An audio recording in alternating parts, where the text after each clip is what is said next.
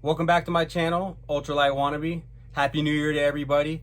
Today I want to talk about footwear and the footwear related items that I'll be bringing on trail with me. Without further ado, let's get started. The shoe I decided to bring with me is the Men Ultra Temp 3.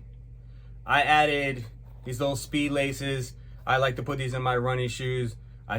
For convenience purposes, I like them.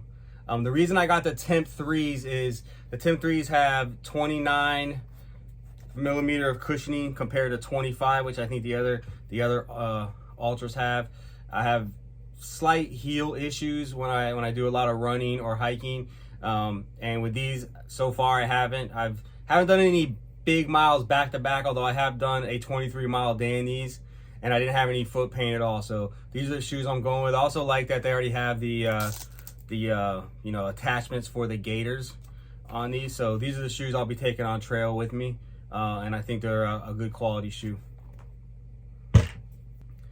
The next item that I have for my socks is, I don't think it's a surprise to anybody, the socks that everybody has for the most part, is the Darn Tough socks. These are the Micro Crew Darn Toughs. The question I have is, I was originally going to go with 3 pairs, and then I said, I don't know if I need 3 pairs, maybe I can just go with 2. And the debate about the third pair is, do I need a designated pair just to sleep in? Because I do have the Enlightened Equipment booties, which we'll talk about in a second. So I'm kind of leaning towards dropping the third pair and just kind of going day on, day off, or 2 days on, 2 days off with just 2 pairs of socks. I'm wondering if anyone else has decided to do that and wish they had a third pair, especially with a February start date, or if anybody has brought the third pair and realized they didn't need it. Anybody with any advice on that, please leave a comment. This is something I'm still going back and forth on, is 2 or 3 pairs of Darn Tough socks. All right, the next item is my Dirty Girl Gaiters. Just regular Gaiters. I do like them that they're a little short. They basically just cover the ankle. And I just went with this kind of camouflage spray paint color because I started looking at my gear and I have everything that's like black or a dark color, and I wanted to liven it up a little bit, so I decided to go with these Gaiters here. All right, the next item is my camp shoe. This is the Mayfly Ultralight Camp Sandal. These things weigh next to nothing. They're like 1.9 ounces. They make like a flip-flop version and a sandal version of these. I got the sandal version specifically because I want to be able to wear these with socks if I'm moving around camp at night or at first thing in the morning, and I don't want to have to worry about anything going in between my toe. I've used these on my shakedown hikes, and I don't have extensive time in these, but they seem to work for what I need for a camp shoe to do.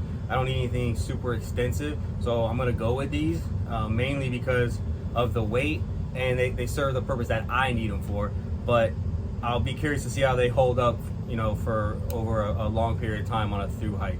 So right now I'm gonna go with these camp sandals.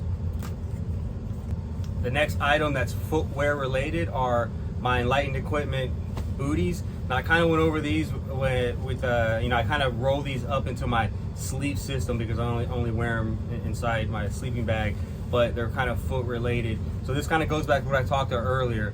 I'm wondering about bringing that third pair of socks specifically to put the socks on and then put these on and then get in my bag.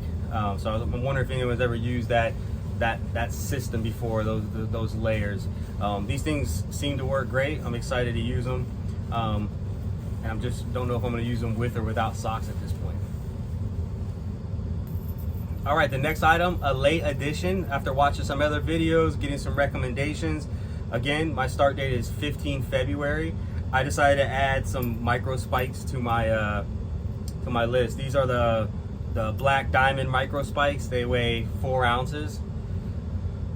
I'll carry these until I feel like I don't need them anymore, and I'll send them back. But these kind of fall under the realm of I'd better to have and not need than to need not have. So I'm not super familiar with the weather in that part of the country in February, so I will carry these probably for a month and a half, or until I feel like I don't need them, and send them back. So these are a late addition to my kit. All right, and last but not least is my little roll of Leuco tape. Coming from a military background, I actually never heard of this stuff, and so I started watching videos on the Appalachian Trail. I've always used moleskin And it's a very similar product in my opinion, except this seems a lot more durable, seems to stick to the skin a lot better.